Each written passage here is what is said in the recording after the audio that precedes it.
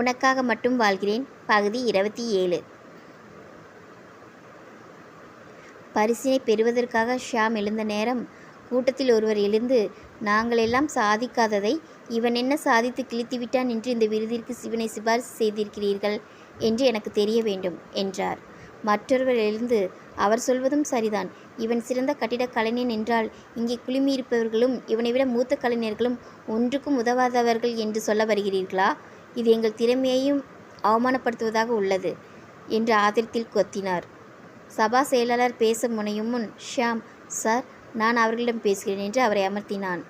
ஒலிபெருக்கியின் முன்னே வந்து நின்று, முதலில் அனைவரும் என்னை மன்னிக்க வேண்டும். இந்த விருது எனக்கு கிடைப்பதால் நிறைய பேருக்கு நிச்சயம் வருத்தம் இருக்கும் என்று எனக்கு நன்றாக தெரியும். நான் ஊரிலிருந்து கிளம்பும்போது ஒரு முடிவுடன் தான் கிளம்பினேன். என்னுடைய எந்தெந்த கட்டிடங்களை எல்லாம் பார்த்து என்னை சிறந்த கட்டிடக் கலைஞன் என்று தேர்வு செய்தார்களோ அவற்றையெல்லாம் படம் பிடித்து ஒரு சிடியில் பதிவு செய்து கொண்டு வந்துள்ளேன். அதை இங்கே அனைவர் முன்னிலையிலும் போட்டு காண்பிக்க விரும்புகிறேன்.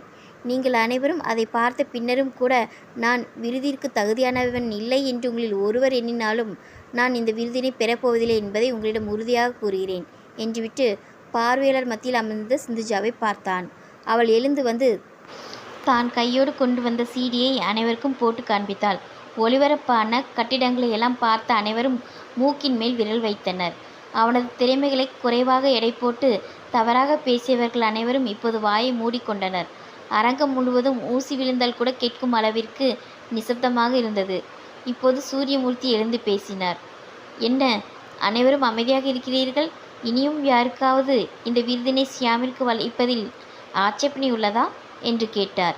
அனைவரும் தங்கள் சம்மதத்தினை கரவோசம் மூலம் தெரிவித்தனர். ஷியாம் சுந்தரமூர்த்தியின் கைகளால் விருதினை பெற்றான். சிந்துஜாவிற்கு ஷியாமின் நினைக்கில் பெருமையாக இருந்தது. விழா முடிந்ததும் அனைவரும் வெளியேறினர். சிந்துஜா காரின் அருகில் வந்து நின்றாள். அவனுடைய தோழர்கள் சில பேர் அவனுக்கு கைகள் கொடுத்தும் மாலைகள் அணிவித்தும் தங்கள் பாராட்டுகளை தெரிவித்தனர். கழுத்தில் மாலையுடன் அவன் கம்பீரமாக நடந்து வருவதை கண்ணிமைக்காமல் பார்த்து கொண்டிருந்தாள்.